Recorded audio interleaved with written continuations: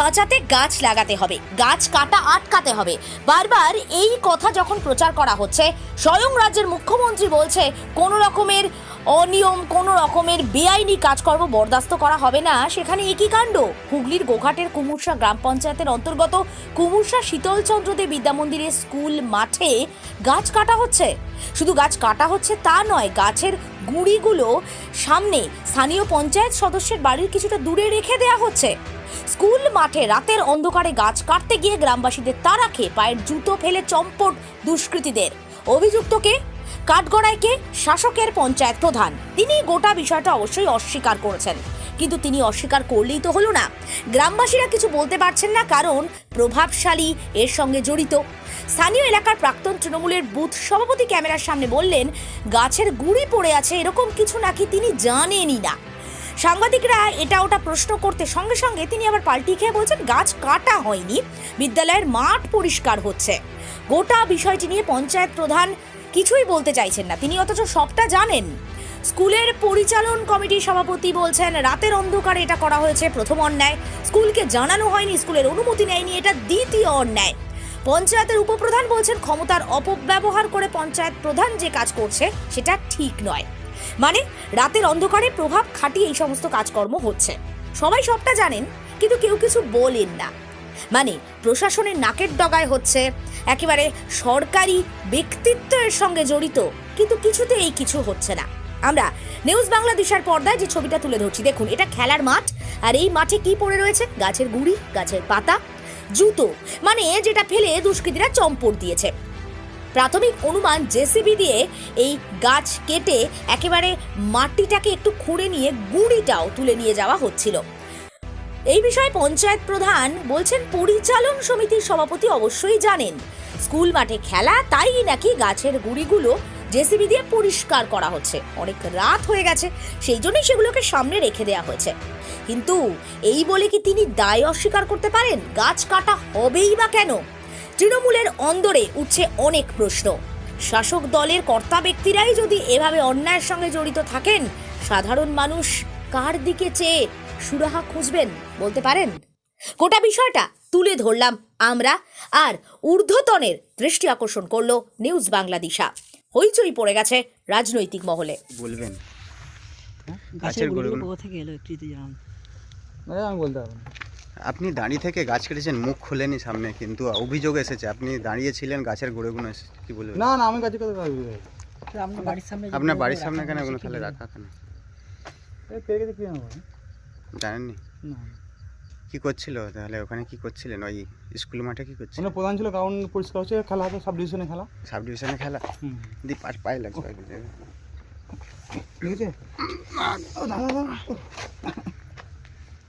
গাছের ওই গাছ পরিষ্কার করে দিয়েছিল? হ্যাঁ না, গাছে গোড়াগুনো যে 10 বছর আগে গাছ কাটা হয়েছে, সেই গোড়াগুনো মাঠটা বড় করার জন্য সাব ডিভিশনে খেলা জিসিবি দিয়ে গোড়াগুনো করা হয়েছে। জিসিবি দিয়ে? কে কে ছিলেন? কে কে ছিলেন? প্রায় 50-100 জন ছিল। আপনি এখানকার মেম্বার? না, আমি মেম্বার কথা। তাহলে তৃণমূলের? আমি কর্মী। এমনি বুথ সভাপতি? বুথ সভাপতি তো কমিটি ভাঙা তো। এখন কমিটি আগে ছিলেন? দিয়ে কতগুলো করে আছে এখানটায়? দেখো না, কটা আছে, কটা গাছ, কটা 3 গাছ আছে।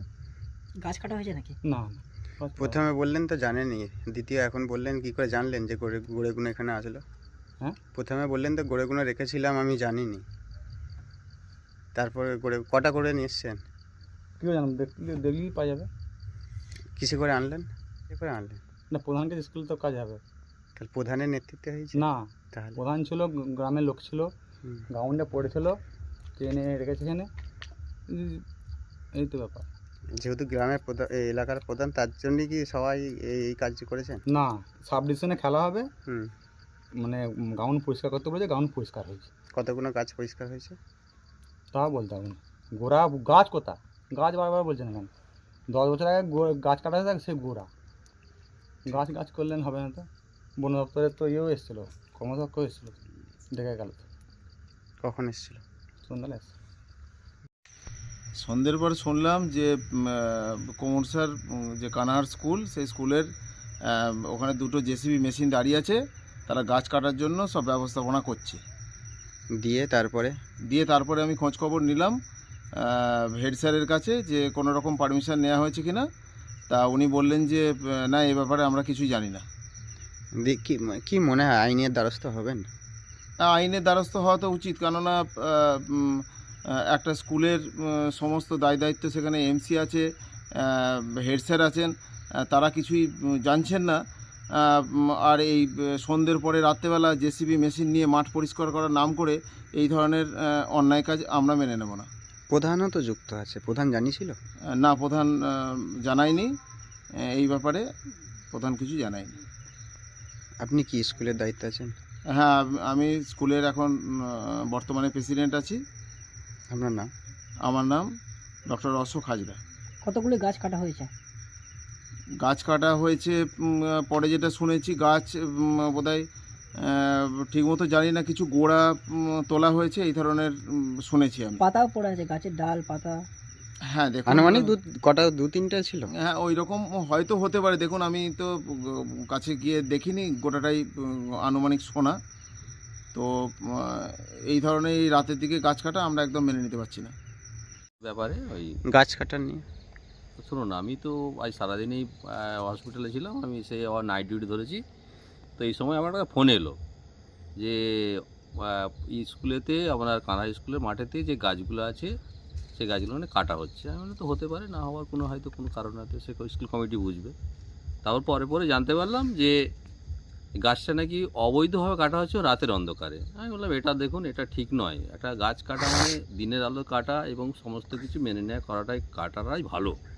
কিন্তু দেখা গেলো তারপরেতে পরপর আস্তে আস্তে সবাই দেখলাম সব অনেকেই জানতে পারলো এবং আমাকে বলাবলি করতে লাগলো। আমি বললাম দেখুন, আমার তো এই বিষয়ে জানা না, এখন প্রধান যিনি আছেন তিনি কিভাবে কাটাচ্ছেন তিনি দাঁড়িয়ে থেকে তার ব্যাপার।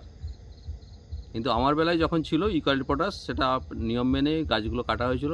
ইউক্যালিপটাসে সাধারণত জানেন যে গাছ কাটা হলো গোড়া থেকে আবার গাছ তৈরি হয়, সেই গাছগুলো কাটাটা আমি বলবো এটা খুব অন্যায় এবং রাতের অন্ধকার সেটা হচ্ছে সবথেকে বেশি অন্যায়। আপনি কিছু জানতেন? না, আমি কিছু জানি না, আমি জানতাম না, আমি শুনলাম কানে ফোনে একজন বললো, বলছে এরকম গাছ কাটা হচ্ছে। আমি তো হতে পারে, না হওয়ার কি ক্ষমতার কি অপব্যবহার করছেন? এ তো বটেই, সে তো আমি বললাম তো, প্রথমেই বললাম যে গাছ কাটা হচ্ছে মানে তো রাতের অন্ধকারে গাছ কাটা, সেটা ক্ষমতার অপব্যবহার ছাড়া কি আছে আর। এনাকে কি জানাবেন প্রশাসনকে? না, আমরা জানাবো, দল সেটা সিদ্ধান্ত করবে, দলের প্রধান তো। আপনি কি উপপ্রধান এখন? আমি এখন উপপ্রধান। আপনার নাম? আমার নাম উত্তম কর্মদী। এখানে ছিলেন অ্যাট প্রেজেন্ট, অভিযোগ তুলেছে আপনার উপপ্রধান থেকে আপনার কমিটির যিনি সভাপতি আছেন স্কুল পরিচালন কমিটির, তিনিও অভিযোগ তুলেছেন, কি বলবেন? দেখুন, সেরকম অভিযোগ আমার কাছে এসে পড়েনি, কারণ আমরা বিকেলের দিকে এটা আরামবাগের হচ্ছে এটা সাব ডিভিশনের একটা কোর্স আমাদের কুমুরসা হাই স্কুল মাঠে হবে। তো অলরেডি স্কুলকে এবং আমাদের স্কুল পরিচালনা কমিটির যে সভাপতি উনি অবশ্যই জানেন। আর এটা বিকেলের দিকে একটা জিসিবি নিয়ে যে পুরাতন 10 বছর আগে একটা গাছ কিছু কাটা ছিল তার গোড়াগুলো পরিষ্কার চলছিল, কারণ সাব ডিভিশনে একটা খেলা হলে একটা মাঠে ঐতিহ্য বাড়বে এবং আমাদের একটা যেহেতু কুমুরসা গ্রাম পঞ্চায়েতের মধ্যে এই খেলাটা হবে, তো গ্রাম পঞ্চায়েতের বলবে যে নিশ্চয়ই মাঠটা পরিষ্কার করা দরকার আছে। তার পরবর্তীতে যে আমাদের মেলা আছে কুমুরসা ওই মাঠেতে, সেটাও মেলা কমিটির লোক আমাদের সাথেই ছিল থেকে এই দায়িত্ব নিয়ে আমরা এই কাজটা করেছি।